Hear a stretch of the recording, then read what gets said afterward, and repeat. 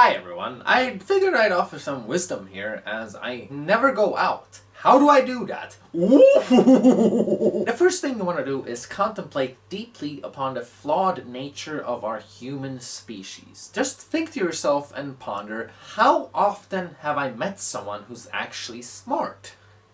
That's a good way to guarantee you'll never want to get out again. The second thing you want to do is now realize how much time you have left over for self-development and acquirement of talents, as you no longer have to talk to people about the weather, football, and gossip as a general concept. I am a firm believer in the human potential, which is best maintained by not spending too much time around humans. I really do believe that anyone can learn anything if they just invest enough time in it and possess an attitude of humility. Mistake is just another way of saying learning experience, as it tends to enlighten you as what not to do. And from there on out, you can choose a more appropriate approach instead of stunting your own growth by being over-idealistic. And the biggest obstacle of learning is that feeling of, I'm a goddamn idiot because this is not making any sense to me yet, that you initially get when you approach a new topic. And that's exactly why you need to be able to rely in a kind of blind belief in yourself, called self-esteem, rather than just thinking too much about it. 10 minutes of meditation every day also helps, as that's been proven to increase gray matter in the frontal lobe area of the brain, otherwise known as the thinking and self-control center. The reason I'm saying this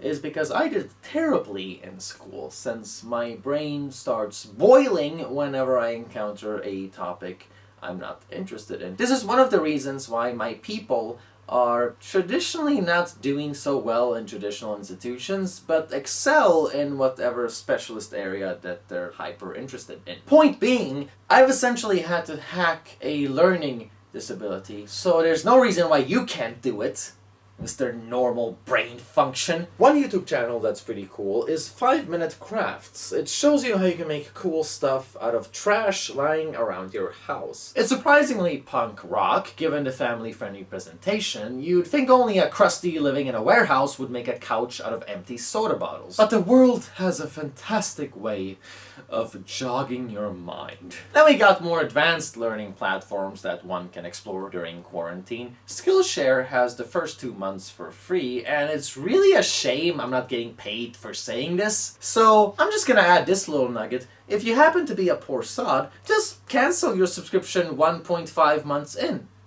Problem solved. Now, a lot of people struggle with being happy. I'm not entirely sure what this happy phenomenon is, but from what I understand, it certainly helps not reading depressing news all the time. You need some of that so that you can prepare appropriately for the future, but information overload is a real thing. It can make you a bit crazy and a bit sad. So it's really important that you even out your media consumption with some positive and constructive influences as well. I think it's really cool that Jim from The Office started up his own YouTube channel that focuses solely on good news, because that's something that's been needed for decades. Funny how he challenges the whole media machine in a wholesome, easygoing Jim way here. I'd also recommend the channel Daily Dose of Internet, as it uploads quite often and gives you a lot of interesting things that you can turn into a rabbit hole if you'd like. For example, I didn't know that invisibility is a thing now, so reading up on that ate up an hour or 5 of my life. Last, but certainly not least,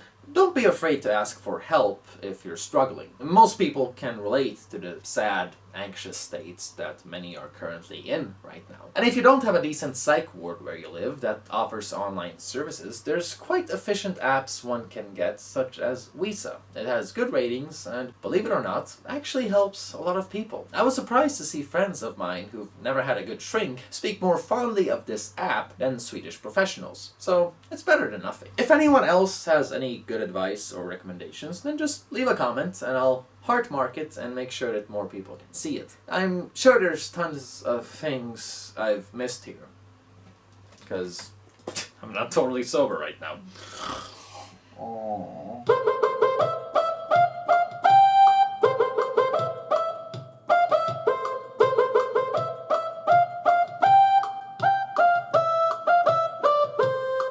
Hi everyone, just some quick advice here. I've been showered with comments by people who miss my uploads since the notification system is now broken and YouTube is suppressing uploads that don't get monetized. If you're experiencing this issue, just look in the video description where you'll find a Jolly Angry Foreigner app to help you out. Or you can just use the default clock app on your smartphone that everyone has.